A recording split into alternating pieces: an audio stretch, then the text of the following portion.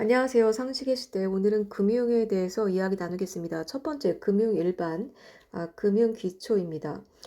모라토리움입니다. 한 국가가 외국에서 빌려온 채무의 이행을 연기 또는 유예하는 일을 말합니다. 그러니까 딴 나라에서 돈을 빌려왔는데 갚을 수가 없는 거예요. 그러니까 그 채무를 연기하거나 이제 유예, 멈춰달라 얘기를 하는 거죠. 라틴어로 지체하다라는 뜻의 이게 모라리에서 파생된 말로 대외 채무에 대한 지불 유예를 의미합니다.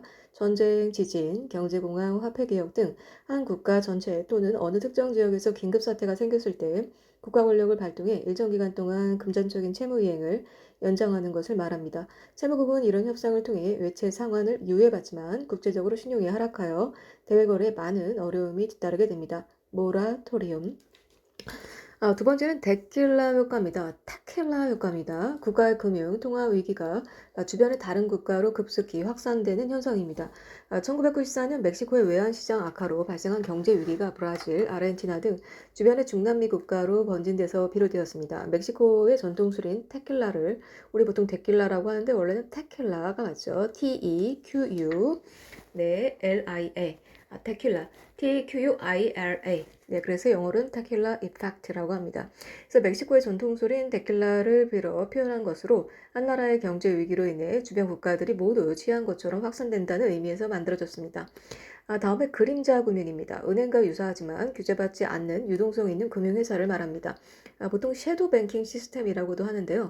주식 달러, 헤지펀드, 머니마켓 펀드와 같이 비은행 금융기관들이 은행과 비슷한 역할을 하면서도 고수익 고위험 채권으로 새로운 유동성을 만들어내고 중앙은행의 규제와 감독을 받지 않는 금융회사를 말합니다. 다음은 뱅크런입니다. 뱅크는 은행이죠. 런은 어때요? 달려가고 도망가는 거죠. 이게 뭘까요? 금융시장이 극도로 불안한 상황일 때 은행에 돈을 맡긴 사람들이 대규모로 예금을 인출하는 사태를 말합니다. 다음은 BIS 비율입니다.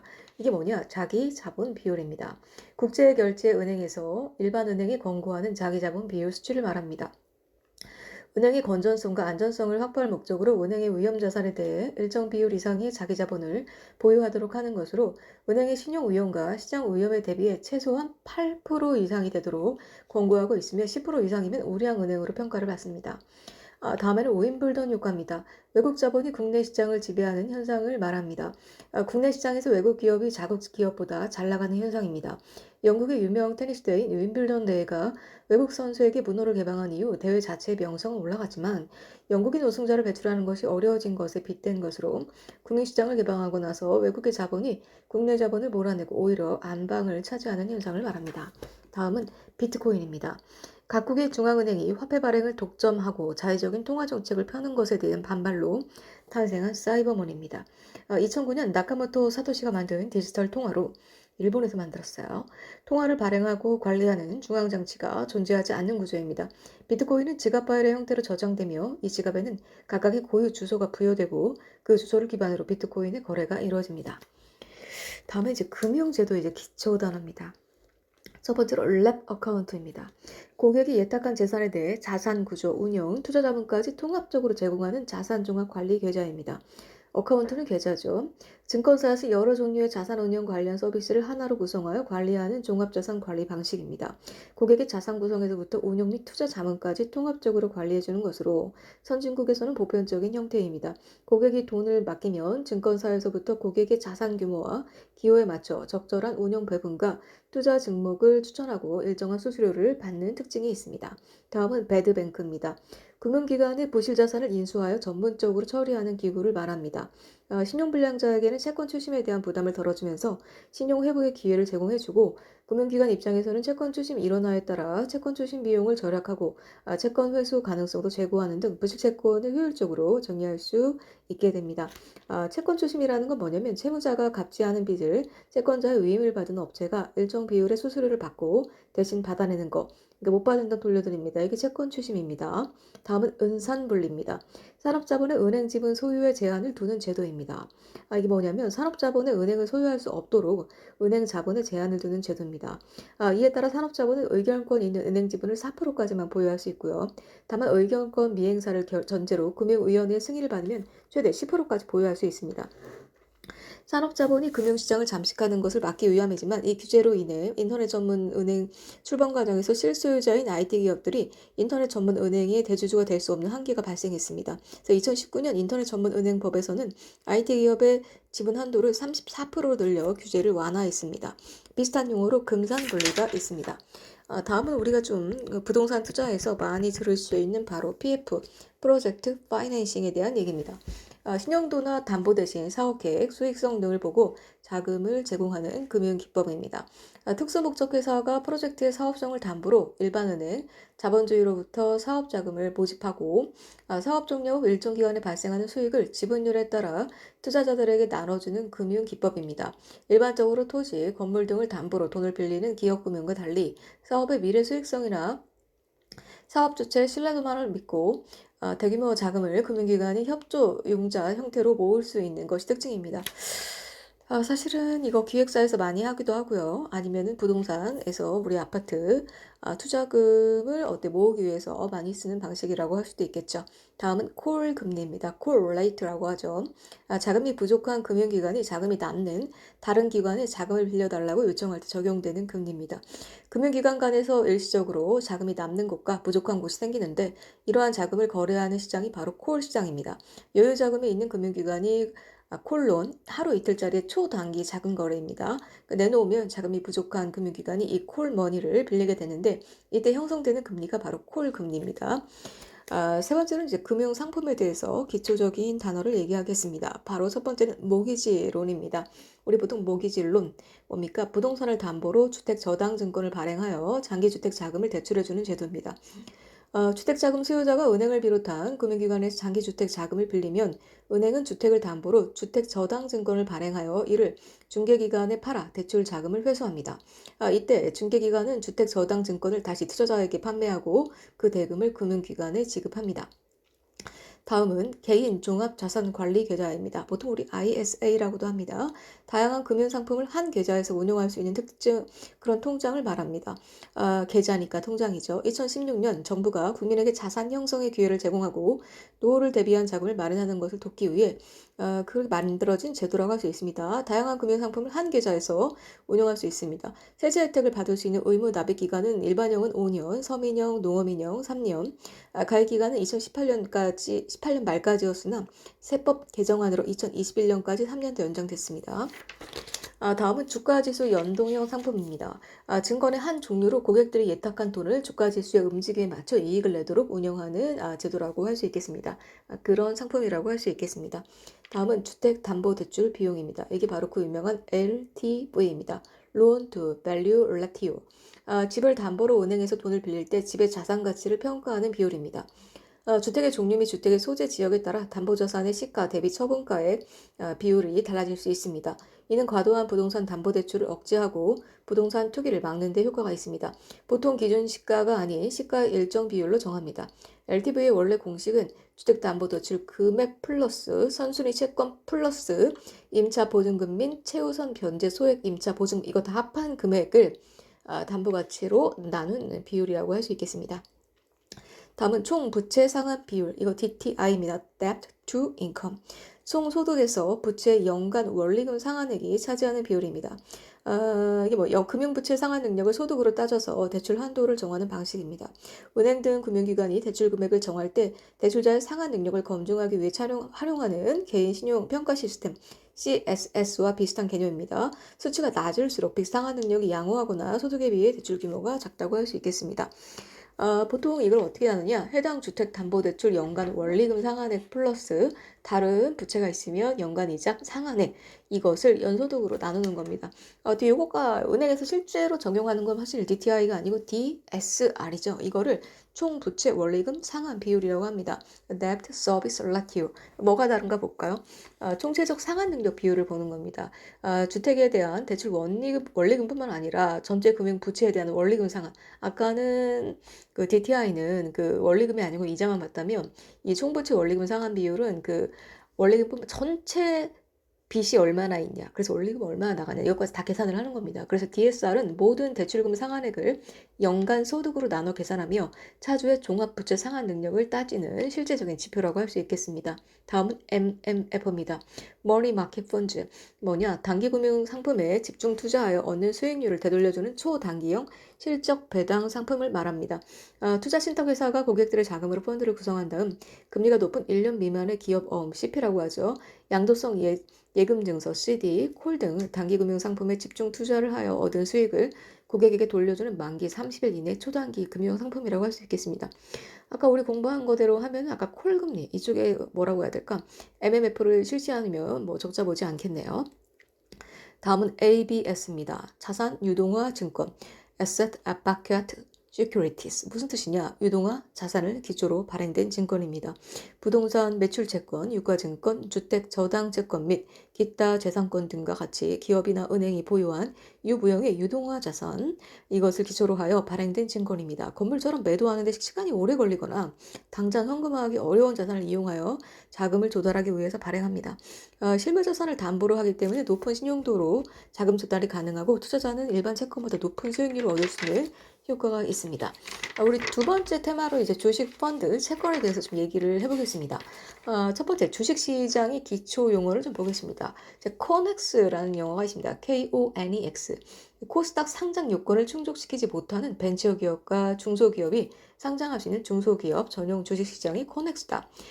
창업 초반의 중소기업을 위한 전용 주식시장으로 코스닥 및 단계, 바로 전 단계의 주식시장이라 할 수 있겠습니다. 네, 통과할게요. 이거는. 네, 코스피 200. 우리 뭐라고 하냐? 한국거래소에서 유가증권 시장 상장 종목 중 업종 대표성과 시가총액 유동성을 고려해 200개의 종목을 산출한 지수가 코스피 200입니다. 조금 설명하면 1990년 1월 3일 기준으로 시작되었으며 코스피 200 내에 있는 종목은 항상 그대로 유지되는 것이 아니라 일정 기간마다 시가총액 혹은 거래량 등을 고려하여 새로운 종목이 편입되기도 하고 제외되기도 합니다.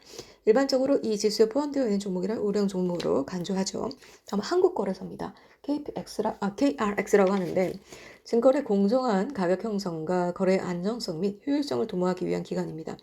유가증권시장, 코스닥, 파생상품시장 등 국내 증권 관련 거래를 총괄하는 거래소입니다. 기존 증권거래소, 선물거래소, 코스닥위원회, 주코스닥 증권시장 등 기존 4개 기관이 통합되어 설립되었습니다.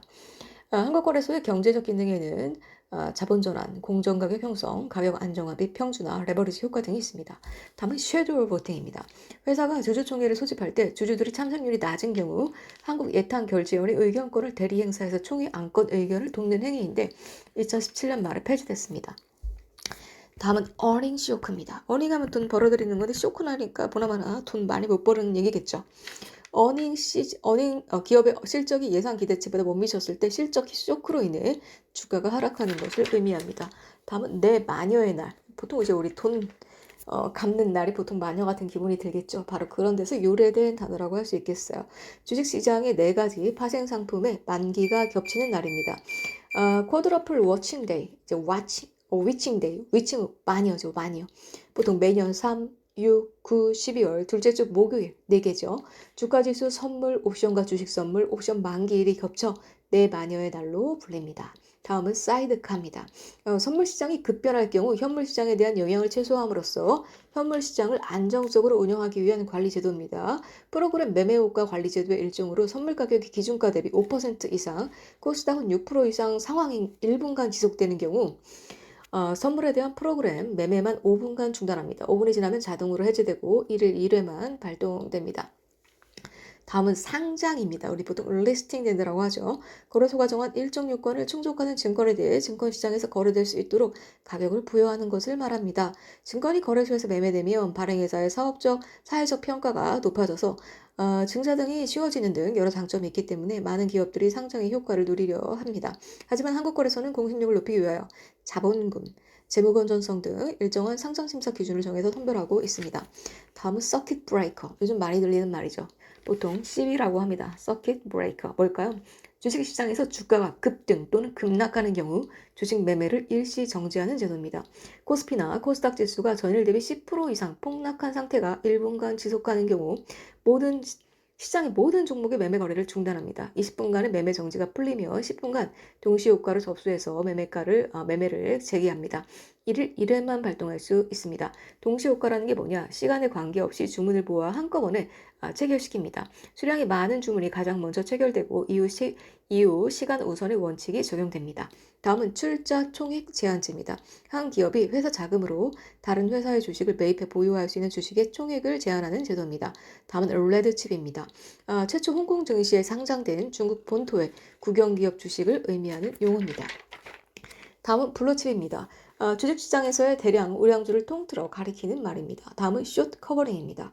주식시장에서 매도한 주식을 다시 사들이는 것을 말합니다. 다음은 웩도독 현상입니다. 웩은 원래 개가 꼬리를 흔드는 겁니다. 그래서 웩도독 현상은 뭐냐? 선물 매매가 현물 시장을 흔들어 직접 영향을 주는 현상입니다. 웩도독은 개의 꼬리가 몸통을 흔든다는 뜻입니다. 주식시장에서 선물시장, 꼬리가 현물시장, 몸통에 큰 영향을 미치는 현상을 가리킬 때 보통 사용합니다. 웹도독은 정치, 경제 분야에서 모두 사용되는 단어라고 할 수 있겠습니다. 다음은 이제 펀드 시장의 기본적인 단어를 좀 빠르게 좀 우리가 보겠습니다. 첫 번째, 벌처 펀드입니다. 벌처는 보통 이제 독수리, 콘도로 이겁니다. 파산 위기에 놓인 부실 기업이나 부실 채권에 투자하는 자금을 우리 벌처 펀드입니다. 사냥에서 먹이를 얻지 않고 동물의 사체를 먹는 대머리 독수리, 벌처에서 유래한 표현으로 거의 회생 가능성이 없는 파산 위기의 기업이나 부실 채권에 투자해서 수익을 내는 자금을 말하는데 싼 값에 매수하여 정상화시킨 후 비싼 값에 팔아 고수익을 노린다는 전략인데 당연히 리스크가 매우 큽니다. 다음은 리츠 펀드입니다. REITS. 이 뭘까요? 리츠는 뭐냐? R, real, E, estate, I, investment, T, trust. 이게 무슨 뜻이냐? rich, 여기서 real estate는 뭘까요? 부동산이죠. 그러니까 소액 투자자들의 자금을 모아서 부동산에 투자하고 수익을 재분배하는 펀드가 rich 펀드다. 여기서 R는 real estate, 부동산의 약자다라고 생각하면 좋을 것 같습니다. 소액 개인 투자자에게 자금을 모아 부동산에 전문으로 투자할 수 있게 하는 펀드입니다. 또한 이런 리츠 펀드를 취급해 부동산 임대 수입에서 나오는 배당금과 부동산 가격이 상승하며 발생된 매매 차익을 투자자에게 배당하는 부동산 투자회사 또는 부동산 투자 신탁도 리츠라고 읽었습니다. 다음은 헤지펀드입니다. 원래 헤지는 HEDGE, 위험을 막는다 이런 뜻이죠. 그러면 헤지펀드는 뭘까요? 원래 의미는 위험을 회피하는 투자 자금을 말합니다. 근데 기본적인 쓰이는 투자 위험 대비 고수익을 추구하는 투기성 자본을 헤지펀드라고 합니다. 소수의 고액 투자자를 대상으로 하는 사모펀드라고 할 수 있겠습니다. 주가에 장단기 실적을 두루 고려해서 사실은 이게 뭐냐면 사실 리스크가 큰데 돈을 벌려면 왕창 벌 수 있는 그런 사모펀드라고 할 수 있겠죠. 뭐라고 표현을 해야 되냐면 주가의 이제 장단기 실적을 두루 고려해서 장단기 모두에 투자하는 식으로 포트폴리오를 구성하여 위험을 분산시키고 수익률을 극대화한다. 그러니까 한마디로 말해서 돈을 많이 투자하는데 그만큼 리스크를 줄일 수 있는 모든 방법을 동원한 포트폴리오를 짜갖고 수익률을 극대화한다고 할 수 있겠습니다. 또한 헤지펀드는 원래 조세 회피 지역에 위장 거점을 설치하고 자금을 운영하는 투자 신탁으로 자금은 투자 위험을 회피하기 위해 펀드로 사용됩니다. 사모펀드는 소수의 투자자들로부터 자금을 모아 주식이나 채권 등에 운용하는 펀드. 뉴스에 많이 나오죠. 다음에 인덱스 펀드. 여기서 인덱스는 우리 지수죠. 어떤 지수. 그럼 인덱스 펀드는 뭐냐? 특정 지수를 따라가도록 설계되는 거. 예를 들면 뭐 S&P 500, 코스피 200 여기 움직임에 따라서 이제 자금이 이제 운영되는 거. 이게 바로 인덱스 펀드라고 할 수 있겠습니다. 인덱스 펀드는 주가 지표의 변동과 동일한 투자 성과를 내기 위해 구성된 포트폴리오로 증권 시장의 장기적 성장 추세를 전제로 합니다. 그러므로 인덱스 펀드의 목표 수익률은 시장 수익을 자체가 주된 목적이 되며 지수 추총형 펀드 또는 패시브형 펀드라고 할 수 있습니다. 패시브, 이게 뭘까요? 수동적인 거죠. 액티브의 반대라고 할 수 있겠습니다. 인덱스 펀드의 장점 뭘까요? 객관적 운용이 가능하죠. 왜? 주가 지수 그대로 따라가니까. 분산 투자가 가능하고 거래 비용이 저렴하고 운용 결과를 당연히 예측할 수 있는데 다른 투자보다 당연히 용이하겠죠. 다음에 이제 채권 시장에 대한 이제 기초 우리 거의 들어보신 적이 있는 단어입니다. 채권은 뭐야? 정부, 공공단체와 주식회사 등 일반인으로부터 비교적 거액의 자금을 일시에 조달하기 위해서 발행하는 사용증서이자 유가증권입니다. 한마디로 이제 뭐라 그럴까? 돈구고요. 이제 그 사용증 이제 발행하는 그런 거랑 할 수 있겠죠. 채권은 차액 기간 동안 확정이자 및 원금의 지급을 약속하는 하나의 금융상품으로 상환 기한이 정해져 있는 기한부 증권이자 상환 시 받을 이자가 결정되어 있는 확정이자부 증권이라고 할 수 있겠습니다. 채권은 투자자 보호 조치 차원에서 발행할 수 있는 기관이나 회사를 법률로서 정합니다. 아까 말한 대로 정부, 지방자치단체, 특수법인, 주식회사가 있습니다. 다음은 이제 후순위 채권입니다. 이게 뭐냐면 채권 발행 기업이 파산했을 때 변제 순위가 가장 늦은 채권입니다. 채권 발행 기업이 도산할 경우 다른 채권자들에게 비해 뒤늦게 상환받을 수 있는 채권이 후순위 채권입니다. 즉 예금과 일반 채권들에 비해서 우선순위가 낮고 주식보다는 우선순위가 높습니다. 후순위 채권은 대부분 신용도가 높은 은행 등 금융기관에 의해 발행되는 것이 일반적이며 높은 금리로 이제 발행이 됩니다. 다음은 환매 조건부 채권입니다. 금융기관이 일정 기간 후 확정 금리를 보태어 되사는 조건으로 발행하는 채권이 환매 조건부 채권입니다. 다음은 김치본드입니다. 외국 또는 국내 기업이 우리나라에서 발행하는 외화 표시 채권입니다. 외국 회사가 우리나라에서 채권을 이제는 발행한다. 이게 바로 김치본드다. 다음은 수크크가 있습니다. 이게 뭐냐? 이슬람 국가들이 발행하는 채권입니다. 왜 이슬람 국가들이 발행하는 채권을 수크크라고 하냐? 왜냐하면 투자자들에게 이자를 주는 대신에 그 투자금으로 벌인 사업에 나온 수익을 배당금의 형식으로 지급하는 거죠.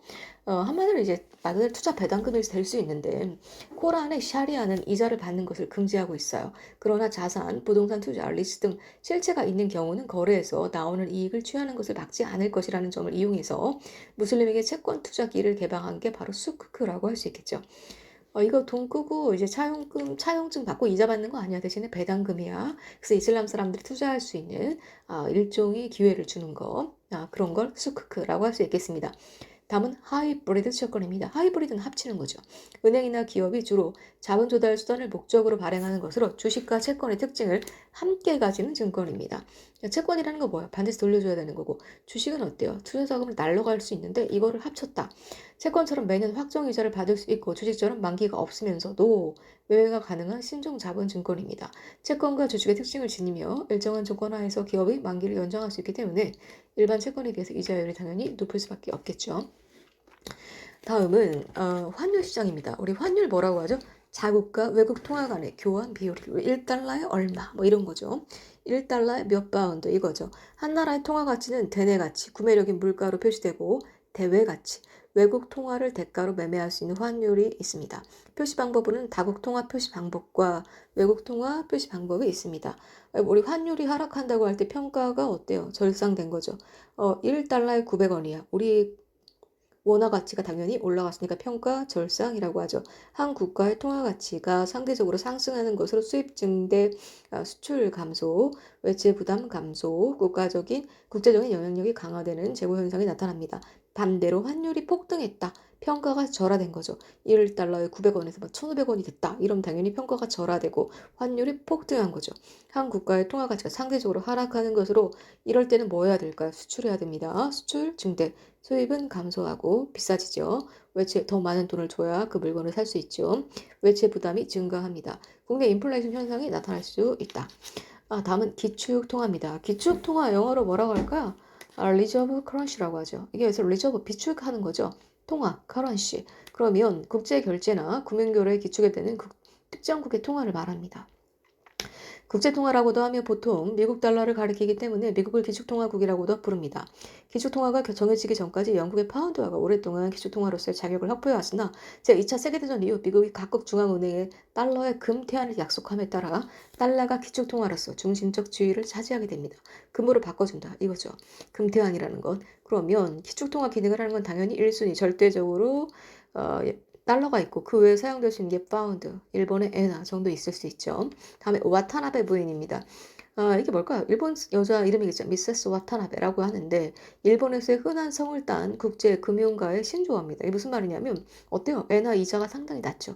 그래서 와타나베 부인들이 일본 이자가 싼 거를 빌려갖고 딴 나라 이자가 높은데 투자하는 그런 걸 바로 와타나베 부인이라고 하는데 조금 더 우리가 내용을 좀 살펴보면 그 일반 샐러리맨 남편의 그 수입으로 가정의 재정을 담당하는 일본 가정주부를 의미합니다. 일본의 장기 불안과 낮은 금리 등을 배경으로 등장하게 된 이들은 저금 유로의 엔화로 고금리 국가의 금융상품을 투자하여 고소액의 투자 기회들을 노리는 소액 투자자의 특징을 갖고 있습니다. 이후 와타나베 부인은 일본의 개인 외환 투자자들을 의미하는 용어로 확대 사용되고 있죠. 다음은 캐리 트레이드입니다. 봅슨 금리가 낮은 통화로 자금을 조달해 금리가 높은 나라의 금융상품 등에 투자함으로써 수익을 내는 거래. 와타나베 부인이 하는 거래가 캐리 트레이드라고 할 수 있죠. 조금 더 구체적으로 볼게요. 금리가 낮은 국가에서 돈을 차용해 높은 수익률이 예상되는 다른 나라의 주식이나 채권에 투자하는 것을 의미합니다. 상대적으로 금리가 낮은 국가에서 돈을 차용해 다른 나라의 주식이나 채권에 투자하는 것을 가리키는 경제 용어예요. 빌린 통화가 달러의 경우 달러 캐리 트레이드, N일 경우 N 캐리 트레이드라고 부릅니다. 캐리 트레이드 수익은 국가 간 금리 또는 수익률에 차에 의해 발생하는 부분과 환율 변동으로 인해 발생하는 환차익으로 나눌 수 있습니다. 네, 금융은 여기까지 하겠습니다. 고맙습니다.